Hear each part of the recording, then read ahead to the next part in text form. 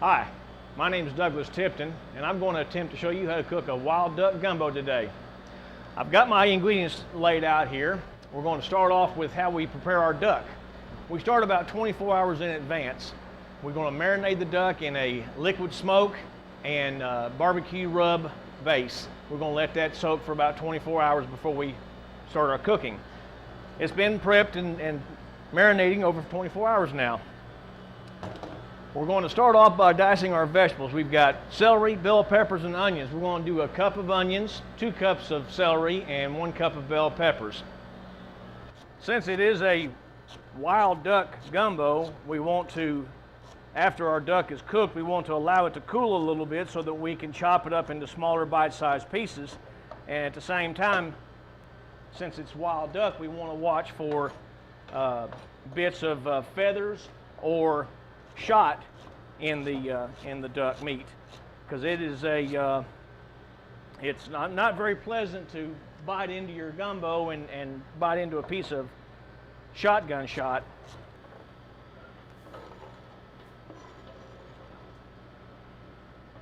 All right, now a cup of bell pepper.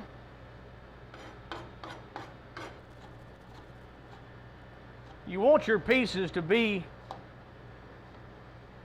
pretty good size, because you want to whenever you're biting into whenever you're sampling your gumbo, you want to be able to taste the ingredients. You want to be able to have a large enough piece that you know you're eating vegetables, and I don't like my vegetables be cut too small. I want them to have a little bit of body to them. I think it makes for a better appeal for both sight and texture. I started competing in the Duck Gumbo cook-off 9 years ago. The story of how I got started is kind of funny in itself. Some friends and I, we were rabbit hunting, and we had taken a few rabbits, and we were trying to decide what we wanted to do with them. So somebody said, "Well, hey," says, why don't we make a stew out of it, or a gumbo or something?" So we decided we was going to cook up a wild rabbit gumbo. So after we got finished hunting, we went back to the house and got cleaned up from hunting and started heading for the store to get all of our ingredients for the gumbo. I was doing 90% of the cooking at the time. Everybody else was just kind of sitting around visiting, and some of the guys were helping, but most everybody else was just sitting around visiting. Well, when we got it all finished, everybody commented on how good the gumbo was. And they said, "Hey, so why don't you compete?" Well, I never even thought about competing in the local gumbo competition. So I thought about it for a while, and I said, "Well, all right, we'll go ahead and try it." And everybody was gung-ho about competing, and they said, "Well, we'll help with everything." Well, here in Stuttgart, every year we have a Wings Over the Prairie duck calling contest. Hunters from around the country come to Stuttgart, the rice and duck capital of the world. They come to Stuttgart to compete in the championship duck calling contest. Well, as a side event of the calling contest, they have a championship duck gumbo cook-off. So I picked up an application, submitted an application for a booth. That was back in the early 90s, and it took 9 years before my application would finally come to the top of the pile for a booth. So if you decide that you're going to compete in the gumbo cook-off, you better allow yourself about 10 years to compete, because the waiting list is very, very long. Okay, we've got our veggies diced up and prepped up and everything. Let's go ahead and add our duck. We're going to go ahead and add our duck to our water here, and we're going to include all of the liquid smoke and the barbecue rub that we had it marinating in.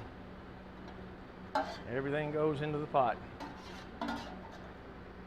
We'll let that cook for about 45 minutes. To add a small handful of our onions, bell peppers, and celery mixture and bay leaves into our duck while it's cooking. This is going to just enhance the flavor of the duck and add to our stock, because when we're finished with cooking our duck and everything, then we will take the stock from our duck, and that will be our stock for our gumbo. Now for our dried ingredients that we're going to add to our gumbo, we're going to have 2 tablespoons of garlic, the 6 bay leaves we've already put into our duck. We have 2 tablespoons of Creole seasoning. We have 2 tablespoons of a Greek seasoning. We have 2 tablespoons of a salt substitute.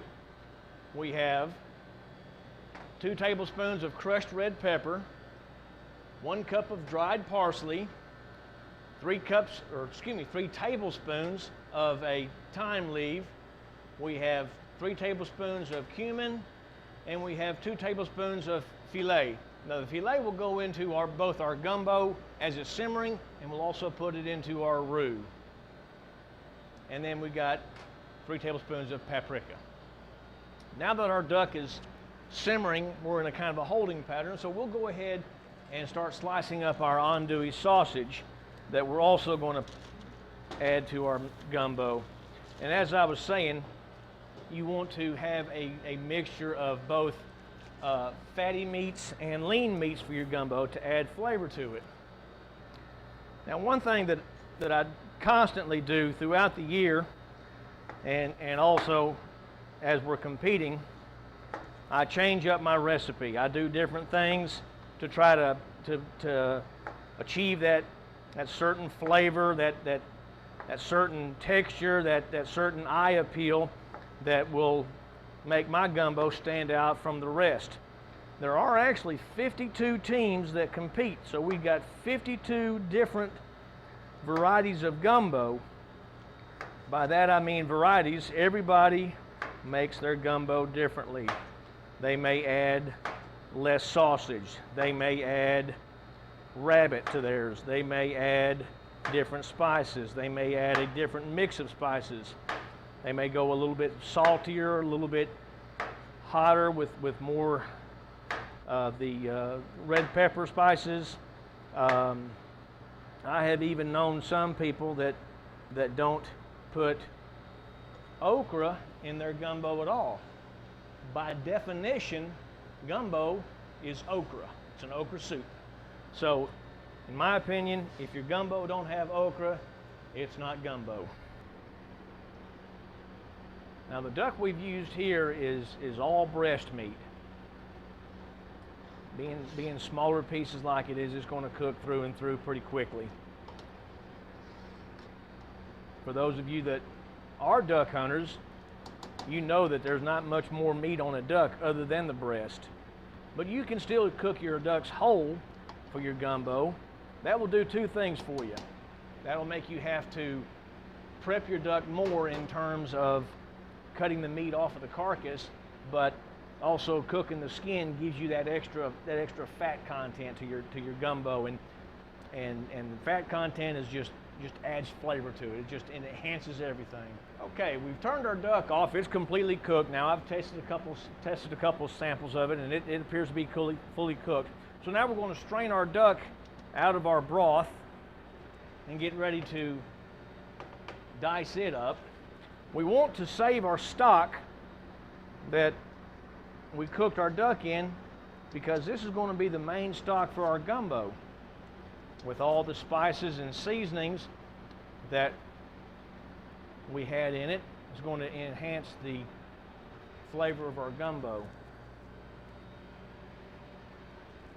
Now, whenever we're cooking competition, the only guidelines that the gumbo team or the gumbo committee, the only guidelines the gumbo committee has is that of your meat that is in your gumbo, duck must make up 50% of that. So 50% of your total meat must be duck.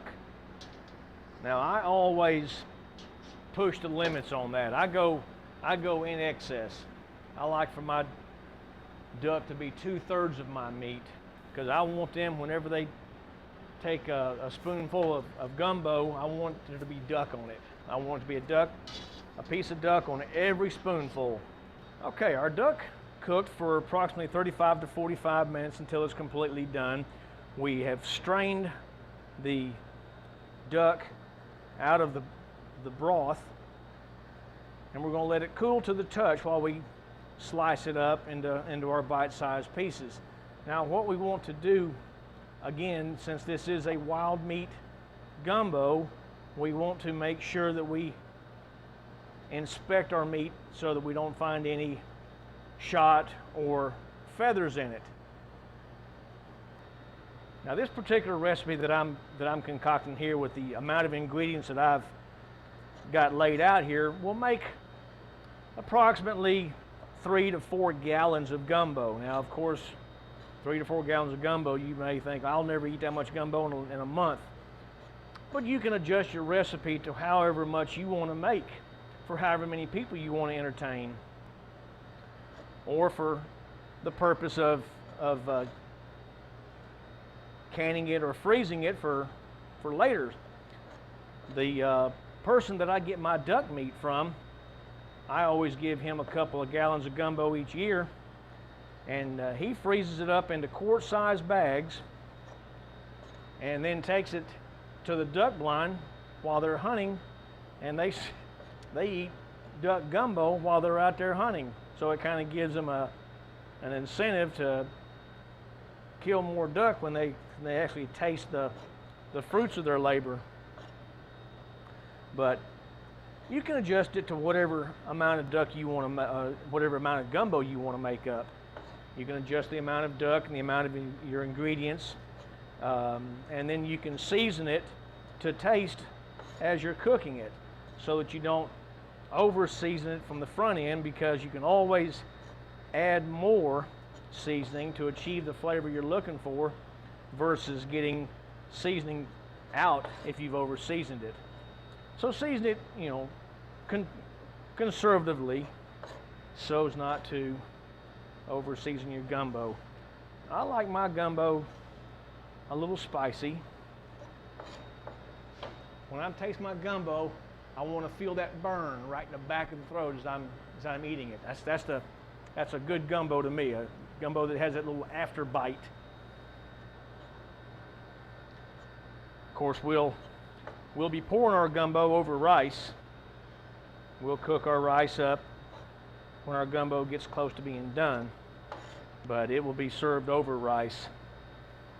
That just gives it a little more body and a little extra flavor. And of course, since Stuttgart is the rice and duck capital of the world, we got to eat rice. We got to help the local economy.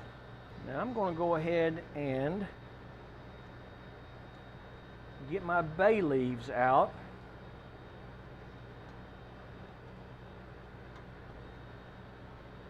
This is our vegetables that we strained out with our duck. So I'm going to put them right back in, because they are definitely not hurt.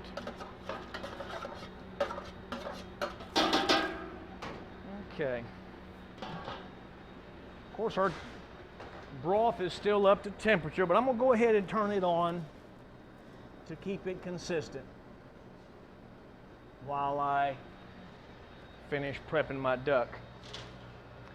Now again, we want to check for shots, so this is kind of a slow process. And it's important because, again, I cannot emphasize enough how unpleasant it is to bite into a piece of duck with shot in it.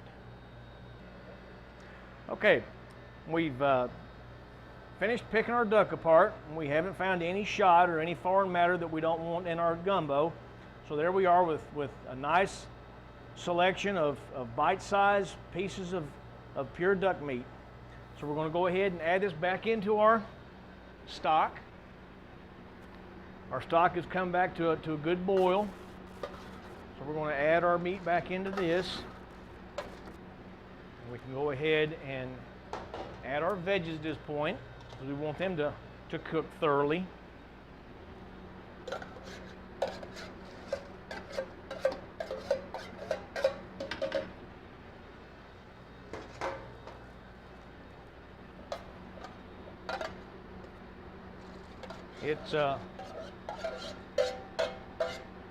It's amazing in all the years that I've been competing with the gumbo cook-off and everything that I have yet to set my beads on fire.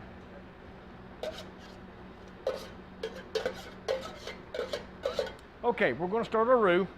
I've already got my my half pound of butter already melted here, so I'm going to go ahead and turn my fire on. Bring my butter up to temperature. Once we get our butter up to cooking temperature, we'll start adding our flour to the mixture and bring it up to a boil, to a cook. And again, this is a gravy, so we want to cook it slow with constant stirring so as not to scorch it or overcook it or anything. It's a pretty important part of our gumbo, the roux. Our butter's come up to a boil pretty quick.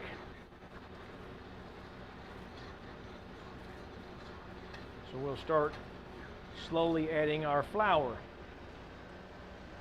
Now our roux mixture is ideally 1 stick of butter to 1 cup of flour, but that's going to be just, that consistency you'll adjust it as you're cooking to make sure that you get a good even mixture. You don't want it to be too dry or too wet. Add our flour in slowly so that we have a good even mixture.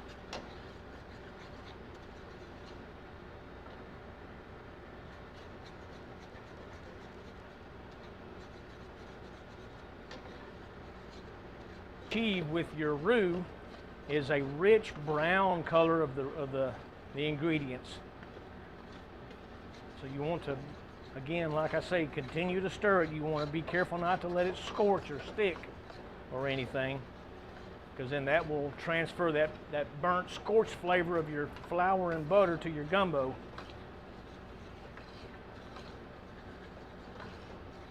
You keep stirring, keep mixing it, cooking it low.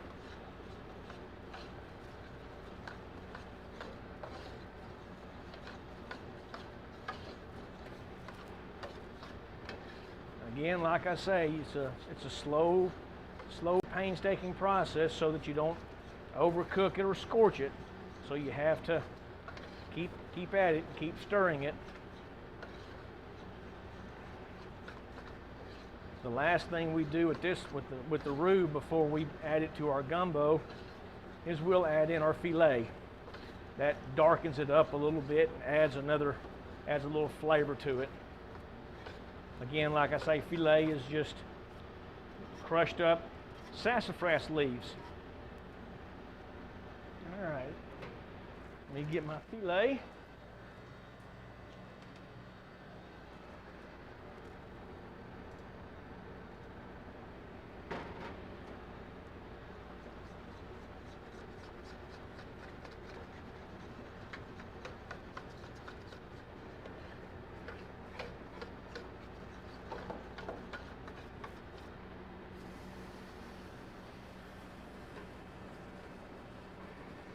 when you're pouring that hot butter mixture into your stock, you will get a reaction there, so you got to be careful not to let it get you.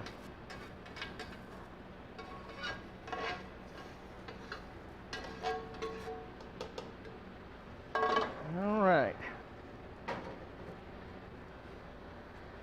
Okay, our roux has been mixing with our stock for several minutes. Our veggies are completely done. So now we're going to start adding our other ingredients to bring our gumbo to a completion. We'll add our andouille sausage.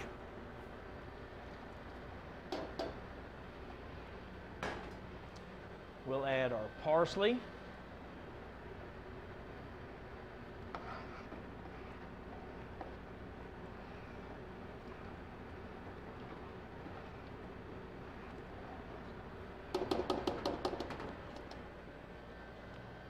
Our thyme leaves. Now all of these are my ingredients that I have over time, over years, decided that they enhance my gumbo flavor. Now, if there's a certain spice that you feel like would better benefit your gumbo, or one that you feel like would not benefit your gumbo as much as what I've done here, adjust them, because gumbo is not an exact science. Gumbo is having fun with your cooking experience, experimenting and making it your own. There's our salt substitute for flavor enhancing. Our cumin.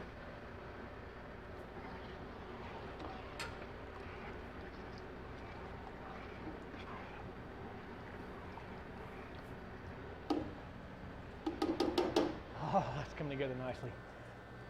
Our garlic. Now, the garlic I use here is a packaged minced garlic.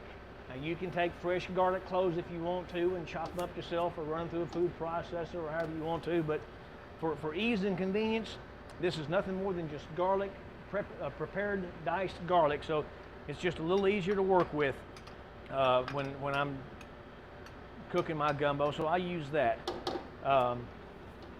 The equivalent to a tablespoon of the minced is equivalent to a clove of regular garlic. And then we're going to add our tomato and pepper mixture.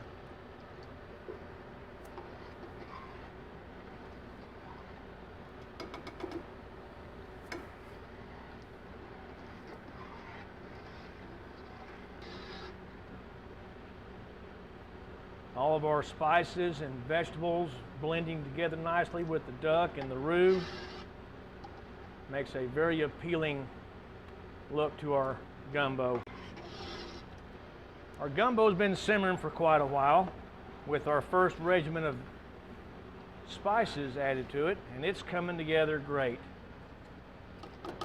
Now we'll start adding the heat to it, finishing up our ingredients, and call this gumbo done. All right, we're going to add our crawfish.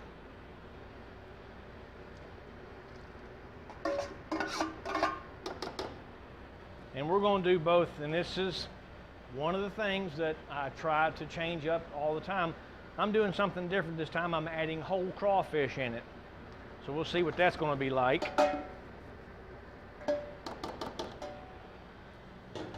Then we've got our okra.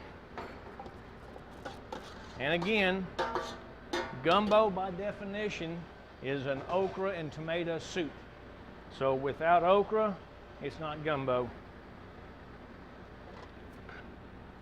Gumbo's simmering now for the last several minutes after we have added our crawfish and okra to it, and it's coming together nicely.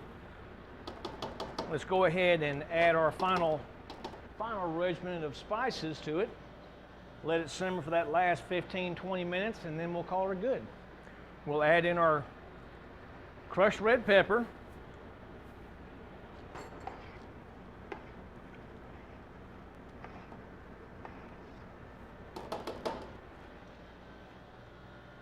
our paprika.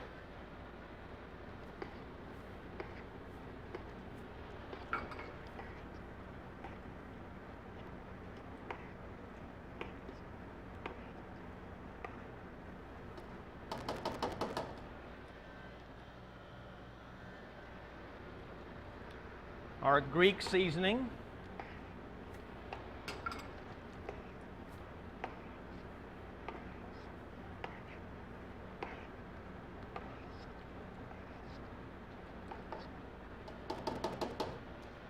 And finally, our Creole seasoning.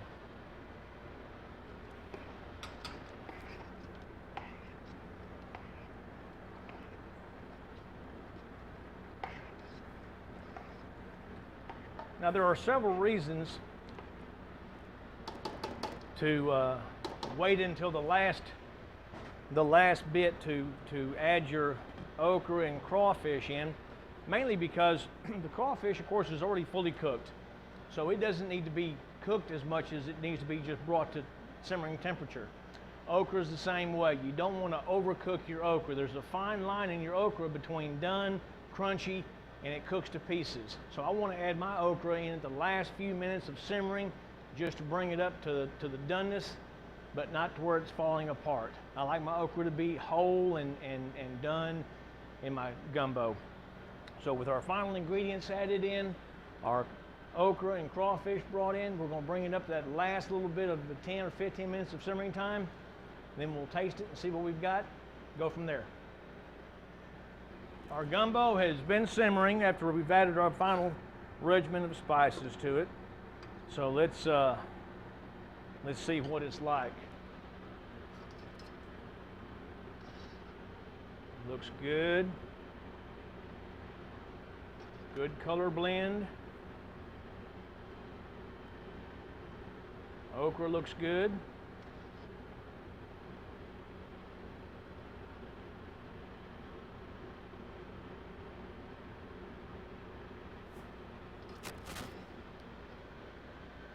And this is what it's all about for the competition.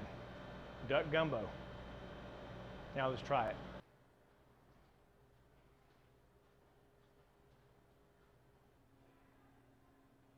Now comes the moment of truth after our hours of labor and patience and time.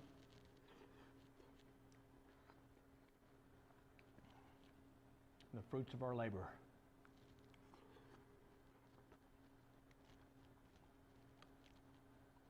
Got that little bite right there. That's just what I like. Now, if you want to try this gumbo yourself, come to Stuttgart, Arkansas, the weekend of Thanksgiving, to the World Wings Over the Prairie World Championship Duck Calling Contest and Gumbo Cook-Off. And look for Caver's Gumbo and try my gumbo. Mm, mm.